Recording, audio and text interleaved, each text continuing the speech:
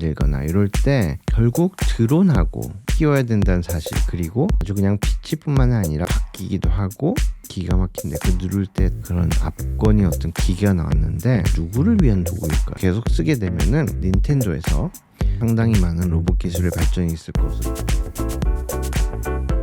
한 주간의 재미있는 제품 소식을 전해드리는 문스 셀렉트 시간입니다.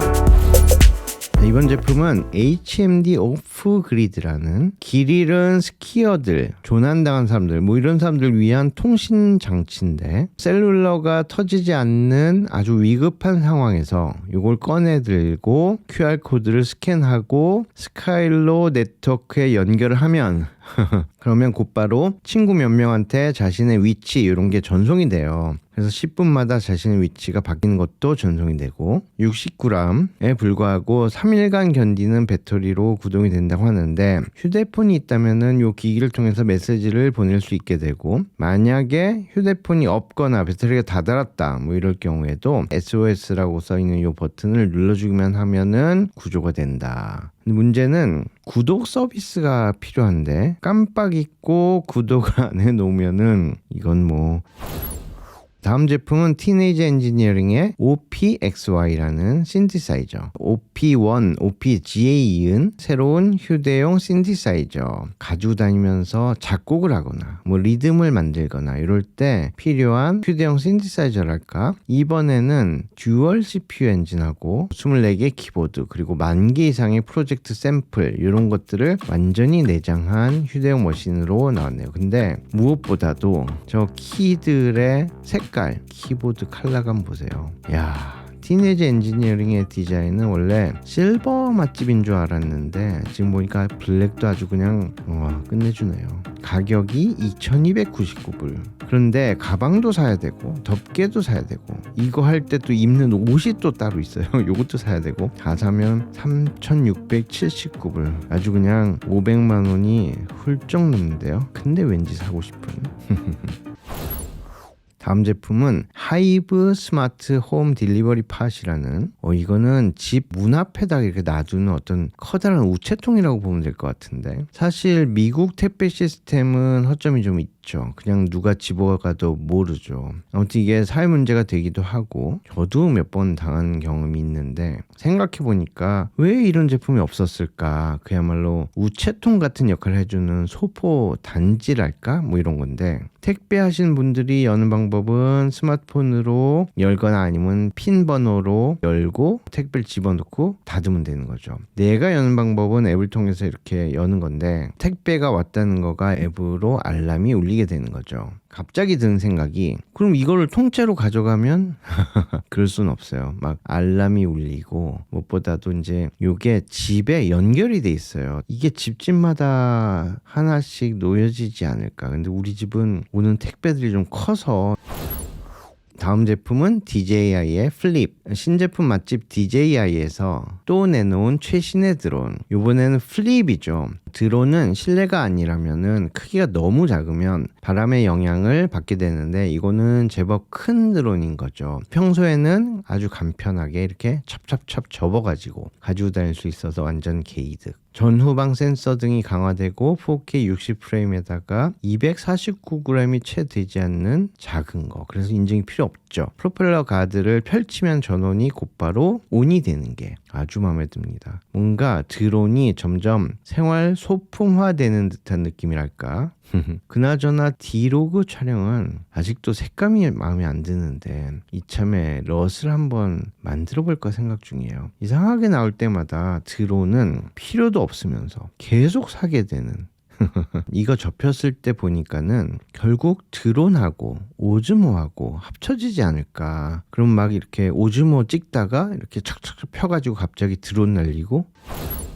자, 이번 제품은 스윕핏이라는, 이게 이번 CES에 선보여서 아주 그냥 인기였었죠. 한참 지난 다음에 생각해보니까 뭔가 오바 기획이 아니었을까. 일단 두꺼운 전용의 커버를 끼워야 된다는 사실, 그리고 몇 초 만에 배터리를 교체해 주긴 하지만 외장 배터리도 몇 초 만에 바꿔주는 건 사실이죠. 그런데 뭔가 쓱 새 걸로 바꿔주는 느낌이 지커 그 배터리 교환 시스템 느낌도 나고 그렇죠. 하긴 뭔가 막 선이 주렁주렁 달리고 그런 느낌은 없어서 이쪽을 선호하는 분들이 분명히 있을 거라는 생각은 들어요. 좀 더 얇고 디자인적으로 아름답게 해서 애플에서 출시해주면은 저는 2개 살 거예요. 만약에 바깥에서 배터리가 떨어지면은 이것 때문에 집에 와야 되는 건가? 배터리는 바깥에서 늘 떨어지는 게 배터리잖아요.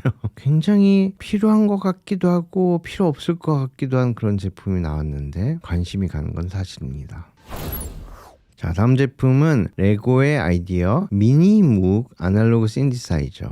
늘 기발한 거는 아이디어스를 통해서 나오고 있죠. 근데 이거는 1970년대 소매점에서 판매된 최초의 아날로그 신디사이저 미니묵, 요거를 오마주했다. 신디사이저는 복잡하고 비싸고 커서 27명인가 이런 음악가들만 소유하고 있었던 시기가 있었대요. 그래서 이게 아주 어려운 기기였었는데 이 회사의 미니묵이라는 게 나오면서 대중화됐죠. 특히 피치라는 게 있는데 이게 설계 실수로 우연히 나오게 된 거래요. 그래서 요즘에 이제 풍부한 피치 사운드를 즐길 수 있게 된 계기가 바로 이렇게 피치 때문에 그렇다고 하는데, 요거를 만약에 이제 특허로 내놨으면 아주 부자 됐죠. 아무튼 이거를 오마주한 엘리엇 오브라이언이라는 사람이 아주 그냥 피치뿐만 아니라 내부 기판들까지도 상세하게 묘사해서 그게 아주 기가 막힙니다. 이제 10,000명이 넘으면은 제품화될 수 있는 기회가 생기는데 저는 분명히 제품화될 거라고 믿고, 나오면은 이거 실제로 신디사이저에 넣어서 작동하는 미니묵이 분명히 누군가가 만들 것 같은데 그럼 또 난리 날 것 같은데요. 자, 다음 제품은 카렌다쉬의 코스믹 블루 샤프닝 머신, 그러니까 스페셜 에디션인 거죠. 카렌다쉬 연필깎이 매니아라면은 다들 공감하시라고 보는데 이게 깎이면 기가 막힌데 뭔가 디자인이 좀 그래. 너무 오래돼서 그런지 몰라도 마치 요즘에 더로우처럼 막 티 안 내려고 뭐 그런 느낌일까. 근데 이게 또 엄청 비싸. 그래서 요런 고민이 있으셨던 나만 그런 건가? 아무튼 요 스페셜 에디션이 아주 구세주입니다. 컬러부터 시작해서 위 뭐라고 써있냐면은 이 반짝이는 컬렉션은 우주의 심장부로 데려가 꿈을 꾸게 합니다. 무슨 말인지 모르겠는데 아무튼 웅장하다. 아무튼 제가 좋아하는 컬러들로 기가 막히게 스페셜 버전으로 만들었다. 한 300불 정도 되네요. 자, 다음 컨셉은 스니프라는 강아지를 닮은 탐지견 로봇인 거죠. 그러니까 이게 공항에서 탐지견들 있잖아요. 뭐 마약이라든지 이런 것들을 탐지해내는 너무 귀여운 강아지들 있잖아요. 요 탐지견 대신에 충전 스테이션에서 항상 24시간 대기하고 있다가 나와가지고 탐지 일을 시작을 하는 건데, 강아지들 중에서 이제 앞다리가 조금 짧은 강아지들이 있어요. 제키. 얘네들 이렇게 보면은 고개가 항상 땅 쪽으로 향해 있어요. 그래서 이제 킁킁대고 이렇게 다니잖아요. 요거랑 비슷하게 만들었다. 살짝 앞으로 길어져 있어서 진짜로 이렇게 스니프를 하는 거죠. 그러니까 킁킁거리는 거죠. 일단 뭔가 감지가 되면은 벌써 LED가 막 색상이 막 바뀌기도 하고, 그리고 저 앞쪽에 지금 현재 무슨 일을 하고 있다 이런 LED가 티커로 흘리게 된다. 앞으로 공항에 실제로 이런 로봇들이 나타날 것 같은데, 그럼 강아지들도 일자리를 잃어가는 거가 되는 건가? 자, 다음 제품은 CDP1이라는 이 프로젝트는 프랑스에 거주하는 산업 디자이너인 피에릭이라는 친구랑 같이 협업을 해가지고 티네이지 엔지니어링의 디자인 언어에서 영감을 받아서 CD 플레이어를 만들었다고 그래요. 그러고 보니까 티네이지 엔지니어링에서 워크맨이나 포터블 CD 플레이어 같은 것들을 만들어주면은 얼마나 좋을까. 아무튼 생각해보면은 아날로그의 버튼이라든지 다이얼 등이 지금은 오히려 이제 생소한 그런 부품들이 디자인의 가장 큰 요소였었는데, 이게 요즘에는 디스플레이밖에 없잖아요. 그래서 이제 버튼이 없는 거죠. 이런 제품들의 자리를 내준 느낌이랄까. 그래서 티네이지 엔지니어링이 이런 레트로의 느낌을 아주 잘 살려내고 있다는 생각이 들어요. 제가 테슬라를 타면서 가장 아쉬운 느낌 바로 이런 물리적인 버튼들의 그리움인데 그걸 또 기가 막히게 잘 구현해내고 있는 다른 자동차 브랜드도 없다는 생각이 들어요. 딸깍거리는 버튼 누를 때 희열은 정말이지 그리움인 거죠. 기가 막힌데 그 누를 때 딸깍할 때 그 느낌. 다음 제품은 커버라는 핸드폰 케이스이기도 해요. 그래서 이거를 실제로 만든 이 친구는 이 정교하게 3D 프린팅으로 아주 그냥 디테일하게 하나하나를 다 만든 거죠. 부품들을. 그래서 파친코 한 장면 보고 있는 것 같기도 하고 뭔가 무한 반복되는 구슬들의 움직임을 직관할 수 있는 그런 건이 어떤 기계가 나왔는데 이게 무려 전동으로 작동이 되는데 아이폰의 배터리를 연결해서 쓰는 거예요. 그래서 그 선은 또 저기다가 착 넣어놓을 수 있게 이거 좀 더 정교하게 만들어서 시계 뒤에다가도. 자, 다음 제품은 베일이라는 손목시계인데 보통 손목시계를 생각해 보면은 밴드가 당연히 시계 밑에 있어야지 정상이잖아요. 근데 이거는 밴드가 시계 위에 있어. 근데 왜 그래야 되는 걸까요? 그래서 시간은 밴드를 뚫고 나오게 돼 있는데 지금 생각해 보니까 이게 혹시 시계가 너무 소중해. 그래가지고 스크래치 나는 게 너무 싫어. 그래가지고 밴드로 시계를 가리다 보니까는 모르겠습니다. 이상해요. 자, 다음 제품은 드라이 스튜디오의 팻브릭 65. 자, 이거는 세계 최초의 플러피한 키보드의 탄생이다. 거의 고양이 느낌인데요. 이 브랜드에서 뭐라고 밝히고 있냐면 우리는 20년 이상 제조 경험을 가진 공장과만 협업을 한다. 그래서 15년 전문 지식을 가진 3명의 전문 장인이 짧은 플러시 껍질을 꼼꼼하게 수작업해서 부드럽고 고급스러운 질감과 풍부하고 입체적인 효과를 얻게 되었다. 그래서 이거 하나하나 수작업으로 만들었다는 얘기예요. 손빨래가 가능하다고 합니다. 다음 제품은 로지텍의 스팟이라는 제품인데요. 자, 이건 뭐냐면 센서인데 이 센서는 동작, 움직임 이런 것들을 센싱하는 거예요. 그래서 이게 회의실이라든지 뭐 사무실이라든지 이런 공간에 놔두게 되면은 이거를 직원들을 끝까지 추적을 한다. 그래가지고 빈 회의실에서는 사람이 움직임이 없으니까 불을 꺼주고 또 히터도 꺼주고 이런 것들 다 해준다. 공간 인식 도구라고 하는데 이거는 과연 누구를 위한 도구일까요? 그냥 불 끄고 나가는 게 낫지 않나? 다음 제품은 코쿠요에서 어른의 동기펜이라는 제품이 나왔는데 어른들한테 동기부여를 해주자. 그래서 이게 뭐냐면 펜을 오래 쓰면은 그게 뭔가 열심히 했다는 걸로 치고 일단 요거를 연필 같은 데다 껴가지고 계속 쓰게 되면은 막 앱에서 칭찬도 해주고 막 그러는 거예요. 아주 그냥 온갖 첨단 기술은 다 들어가고 충전도 되고 막 앱도 만들어 놓고 근데 이게 이렇게까지 할 일인가 싶습니다. 아무튼 원래 이 제품은 아이들의 동기부여를 위해서 펜으로 이미 나왔는데 5만 대나 팔렸대요. 근데 이거를 어른들이 꽤 많이 쓰더래요. 그래서 아예 더 작게 해가지고 어른들용으로 만들자 그래가지고 나왔는데 10만 원.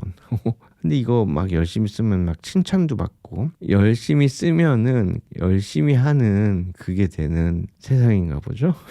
아무튼 어른의 동기펜이 나왔습니다.